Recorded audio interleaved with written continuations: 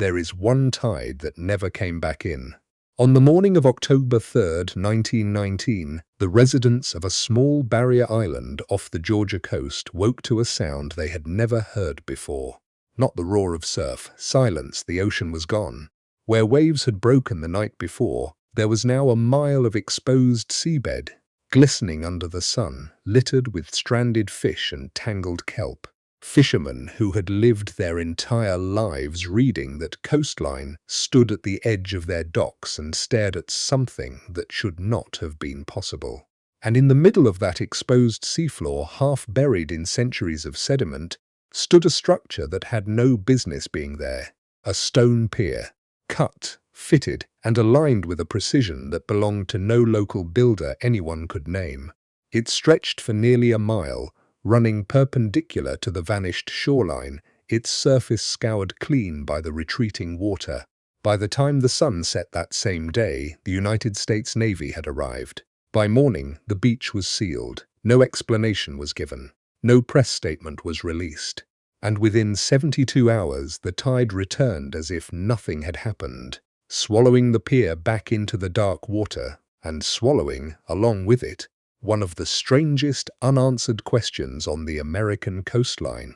This is the story of what a handful of witnesses saw in those 3 days, and the story of why, more than a century later, nobody has been able to explain it. Tybee area fishing communities in the early 20th century ran on rhythm. Tides governed everything. When boats launched, when nets were cast, when the day began and ended. A fisherman named Elias Cobb, whose account survives in a handwritten letter later donated to a regional historical society, described October 3rd as a morning that did not belong to any calendar I knew. The water had not simply receded with an unusually low tide. It had drained, Cobb wrote, the way a basin drains when you pull the plug. Within hours, it was gone far beyond the reach of even the most extreme documented tidal range for that stretch of coast. What it left behind was a wound in the ocean floor, cracked mudflats, stranded marine life, and something else. Multiple accounts, cross-referenced decades later by amateur regional historians, describe a raised structure emerging from the drained seabed roughly a mile offshore, long, straight, built from cut stone blocks, not the rounded fieldstone typical of colonial-era construction along that coast, but rectangular blocks fitted edge to edge with almost no visible mortar. A pier, or something shaped like one. The Georgia coastline has no bedrock formations capable of naturally producing that shape. Its geology is composed of soft barrier island sediment, sand, silt, ancient marsh mud, stacked over thousands of years. Nothing about the underlying geology explains a mile-long linear stone feature, which means someone built it. The question is who and when. Colonial Georgia has a documented maritime history stretching back to the founding of Savannah in 1733. Ship logs, plantation records, and survey maps from the 18th and 19th centuries exist in considerable detail for this stretch of coastline. None of them mention a mile-long stone pier extending into open water. That absence matters. A structure of that scale, one requiring the transport and precise placement of enormous quantities of cut stone along a coastline with no natural stone quarries within reasonable distance, would have demanded significant labor, engineering knowledge, and time. Structures like that leave records, contracts, complaints, permits, newspaper mentions. This one left none. Regional historians, who later tried to trace the structure through county archives, found nothing matching its description in any surveyed map before 1919. The closest comparable stonework on the entire Atlantic seaboard belongs to structures built centuries earlier by peoples whose engineering has only recently begun to be taken seriously by mainstream archaeology, coastal shellring builders, and earlier still, indigenous mound-building cultures whose engineering sophistication is still being reassessed. Could the pier predate colonial settlement entirely?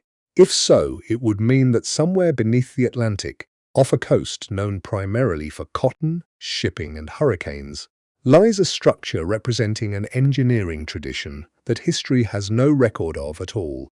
That is the mystery the tide briefly answered and then took back. Eyewitness testimony from the 3 days the pier remained exposed is fragmented, but consistent in its core details. Cobb's letter describes walking nearly half a mile out onto the drained seabed with 2 other men before reaching the structure. He described stone blocks, each the size of a coffin, laid so tight a knife blade would not fit the seam. He noted a shallow channel running along the pier's northern edge, as though water had once been intentionally directed alongside it. A detail that, if accurate, suggests purposeful engineering rather than a natural rock formation mistaken for one. A second account, attributed to a lighthouse keeper's assistant and preserved in a local newspaper clipping from later that decade, described the structure as having steps at its terminus. A stepped platform where the pier reached its farthest point, as though built to receive something. A vessel, a ceremony, a purpose lost entirely to time. Photographs were reportedly taken. None have survived in any public archive. If they exist, they remain in private hands, or they were never developed, or, as some later researchers have speculated, they were confiscated, because on the second day everything changed. By the afternoon of October 4th, naval personnel had reached the island. This detail is corroborated by more than one source. A brief entry in a county clerk's log referencing naval officers requesting local cooperation, and a family oral history passed down through a fisherman's descendants, describing armed men stationed along the beach access points by nightfall. No public record fully explains why the Navy responded so quickly to a geological anomaly on a civilian beach. The nearest naval installations were not positioned for an immediate large-scale mobilization of that kind. And yet, within roughly 30 hours of the tide's retreat, uniformed personnel were controlling access to the shoreline.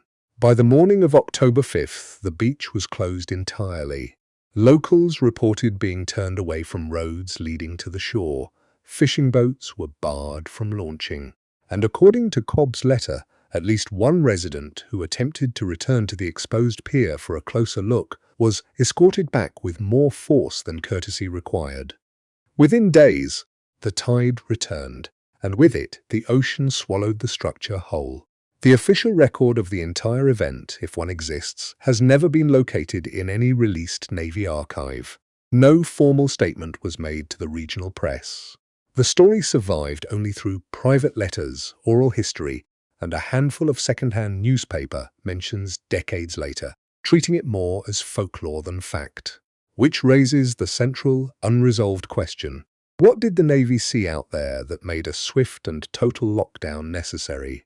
Fairness demands examining the conventional possibilities before reaching for anything stranger. The most straightforward explanation is a meteor tsunami, a rare, storm-driven pressure event capable of causing dramatic temporary sea level drops along a coastline, distinct from a seismic tsunami. These events are real, documented, and capable of producing exactly the kind of sudden dramatic drainage described in 1919. If a strong atmospheric pressure system moved through the region that October, a temporary and extreme low tide exposure is scientifically plausible. That would explain the water. It does not explain the pier. A second explanation points to shipwreck debris, the remains of a sunken vessel or dock, later misremembered and exaggerated through decades of oral retelling into something more mysterious than it was. Coastal Georgia has a long history of maritime disasters, and wooden or stone ballast structures from wrecked ships can over time be buried and later exposed by shifting sediment. This explanation accounts for isolated debris. It struggles to account for a mile-long, precisely fitted stone structure with a stepped terminus, a scale and craftsmanship inconsistent with wreckage. A third possibility is wartime military infrastructure. With the First World War having concluded less than a year earlier, some researchers have proposed that the structure may have been a coastal defense or submarine monitoring installation, built-in secrecy and deliberately kept off public records, which would also explain the Navy's rapid, forceful response. This theory fits the secrecy. It does not fit the stonework. Military infrastructure from that era used concrete, steel, and standardized components, not blocks the size of a coffin fitted without mortar, a construction style with no known precedent in early 20th century naval engineering. Each explanation solves one piece of the puzzle. None solves all of them. Here is where the mystery deepens rather than resolves. If the structure was a wartime installation, why does no naval record, public or declassified, reference its construction, purpose, or the operation to conceal it? If it was shipwreck debris, why did multiple independent witnesses describe deliberate fitted stonework with steps, rather than the scattered, degraded wreckage typical of a sunken vessel? And if it was neither of those things, if the structure predates any documented human presence on that coastline, then its existence challenges something far larger than a single beach in Georgia. It challenges the assumption that we possess a complete record of who built along the Atlantic coast and when. Coastal archaeology faces a unique problem. Rising sea levels since the end of the last ice age have submerged enormous stretches of ancient shoreline. Structures that once stood on dry land 10,000 years ago now rest 50, 80, over 100 feet below the surface of the continental shelf. Marine archaeologists have only recently begun mapping what may be one of the largest concentrations of unexamined ancient coastal sites on Earth. Not because such sites are rare, but because almost no one has looked. A mile-long stone structure, briefly exposed by an extreme unrepeated drainage event and immediately sealed off by military authority, fits disturbingly well into that larger, mostly unexplored picture. In the centuries since, no scientific expedition has attempted to relocate the structure. Modern sonar and remote sensing technology could, in principle, map the seabed a mile off that stretch of coast and determine definitively whether a linear stone anomaly exists at depth. As of any published survey record available to researchers, no such targeted study has been conducted. Partly, this is a matter of resources. Coastal archaeology is expensive, and underwater surveys require significant institutional funding rarely allocated to investigating regional folklore. But partly, it is a matter of credibility. A story preserved primarily through a handwritten letter, a fragment of oral history, and an unverified newspaper mention does not meet the evidentiary bar required for formal academic investigation. Even when the story is detailed, consistent across independent sources, and corroborated by a documented, unexplained military presence, that gap between what the evidence suggests and what has actually been examined is the space where this mystery has lived for over 100 years. Something happened off the Georgia coast on October 3, 1919. The water left. A structure appeared that should not have been there, built by hands and methods no surviving record can identify.